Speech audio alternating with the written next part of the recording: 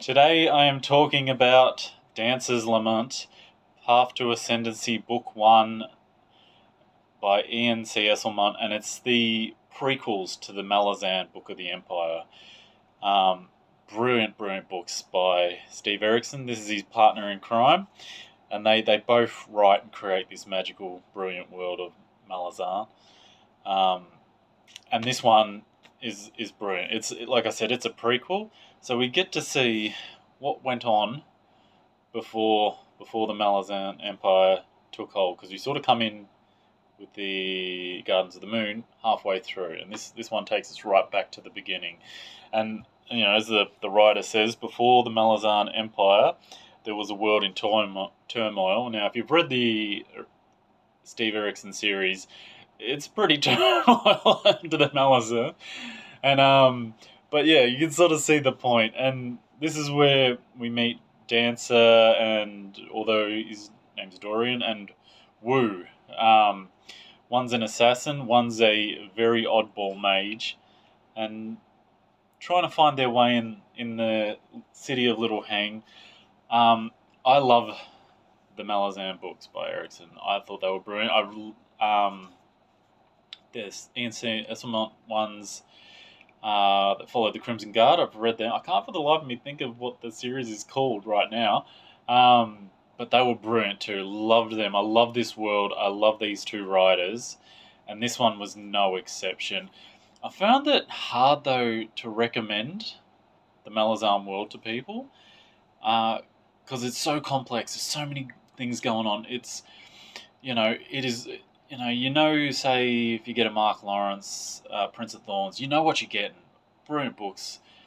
Even Game of Thrones to a degree, that's still very complex, big world building, but these guys take it next level with their world building. It's incredible. It is so brilliant.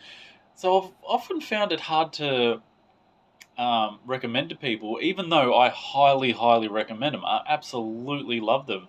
And the funny thing about that is I didn't know what I was getting myself into. So maybe I need to take that silliness and start, having a bit more faith in some of the people that I recommend books to. I don't have a great deal of reader friends in my real life, but I have recommended it to a few people.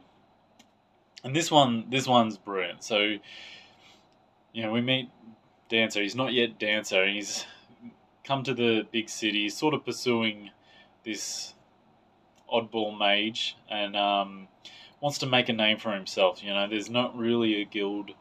There's a bunch of thugs. He wants to join it. He wants to make a name for himself as an assassin. He's well trained. It's not just, I'm going to be an assassin and trying to start kill people. He has been trained in the arts by a master. And so he's come in, and I don't like to read spoilers, to give spoilers. So if anyone sort of knows me, so my description of this is going to be vague, but there's thugs that's going on. Then on the other side of the coin, we also follow a bunch of mages as they try and protect the city under the guise of the Protectress, and a particular one called Silk, who I'm not 90% sure plays out. I'm going to have to re-listen to the original series to get that back in my head, and then just to do the reviews. But yeah, I think they're very big books. They're very big audio books, so we'll pencil that one for later. But yeah, I did finish this book and I loved it. And so there's the city's under siege. So so we've got the thugs on the lower level and that sort of subplot going on. Then we've got the bigger one of the city's under siege from some people. We also see the Crimson Guard plays a role. They're hunting the man beast, who's protector of the city, but also, he will destroy wagons and trade caravans coming into the city. So, bit of a complex beast character he is. So yeah, we're following the mages in one plot, and that's a really good story. We also see a few other characters. We meet Dassam, the swordman of Hood, the god of death. So yeah, start picking apart these little threads and just bringing them in to the later books, and it's done brilliantly. Absolutely, there was so many moments, when a penny drops for what's to come, and like you can see, oh, this is gonna lead there. There's so many of those little gold mines, those little brilliant moments that just had me chuckling to myself as I was reading, even though it's not necessarily a funny. There's funny moments in it, but it's not a comedy book. But it was just like, just because I knew what to anticipate, this move and this character was going to lead to the bigger picture of this world. There's so many of them little things. You could probably read these straight off as their own, without this starting at this series without doing the Erickson ones or the other Esslemont ones. But I'd probably I'd read them as I did, with the first two series first, and then come back to this one. But you probably could read this one first.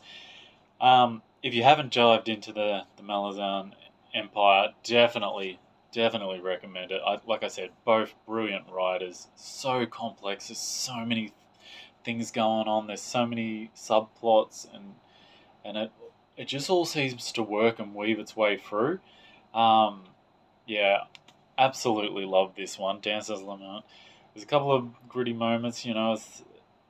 It's not super horrible as some of the grim dark tales sort of push, but it's definitely a gutsy, gritty read. It's one I absolutely loved. Cannot recommend this enough. Without trying to, put too many spoilers, there's so many good things going on in this book. Such brilliant writing. Absolutely can't wait to see where they go next. And the ending, like, without giving you away the ending, I kind of thought the ending would be a lot smoother. I was very, like, if I didn't know what was coming, you'd almost say it's anticlimactic, but that's because instead of, just getting, oh, boom, here it is, there you go, this is what it's going to be. So it's kind of left with alright, that didn't happen how I thought it was going to be. So it's like, oh, okay. But in a good way. I don't know if that makes sense. Like, it's kind of, you're expecting it all to go, because this is the birth of an empire. But it didn't quite go to plan, which, I actually really liked. And can't wait to dive into the next volume and see where we get to building this world. And I'll have to really consider diving into the audiobooks of the original series. One, because I love the world, love the series, and then I can talk about it more. But for now, Dancer's Lament, Path to Ascendancy Book 1, E&C Esslemont, absolutely brilliant, amazing read. Absolutely loved every minute of it. Happy reading, and follow for more.